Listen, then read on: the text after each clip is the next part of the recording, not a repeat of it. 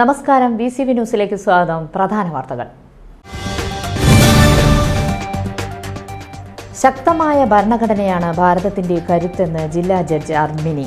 വടക്കഞ്ചേരി കോടതികളുടെയും ബാർ അസോസിയേഷന്റെയും legal service അതോറിറ്റിയുടെയും സംയുക്താഭിമുഖ്യത്തിൽ സംഘടിപ്പിച്ച ഭരണഘടനാ ദിനാചരണം ഉദ്ഘാടനം ചെയ്തുകൊണ്ട് സംസാരിക്കുകയായിരുന്നു ജില്ലാ ജഡ്ജ്. ഷൊർണൂർ കൃഷി ഓഫീസിലെ ഫയൽ മോഷണ കേസിൽ അന്വേഷണം വഴിമുട്ടി.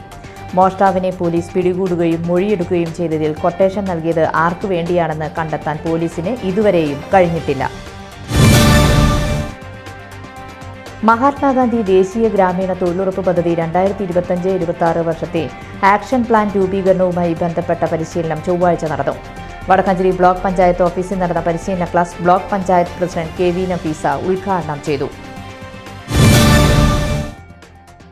2 ദിവസങ്ങളിലായി ചെറുതുരുത്തി ദേശീയ ആയുർവേദ പഞ്ചകർമ്മ ഗവേഷണ കേന്ദ്രത്തിൽ നടക്കുന്ന വസ്തിയെ സംബന്ധിച്ച ദേശീയ സെമിനാർ നിരൂഹം 2024 തുടക്കമായി. കേരള ആരോഗ്യ സർവകലാശാല vice chancellor doctor Mohanan Kunnummal seminar ഉദ്ഘാടനം ചെയ്തു. നവംബർ 26 ദേശീയ വിരവിമുക്തി ദിനം. വിരബാധ കുട്ടികളുടെ വളർച്ചയെയും പൊതുവെയുള്ള ആരോഗ്യത്തെയും പ്രതികൂലമായി ബാധിക്കുമെന്ന് ആരോഗ്യമന്ത്രി വീണ ജോർജ്.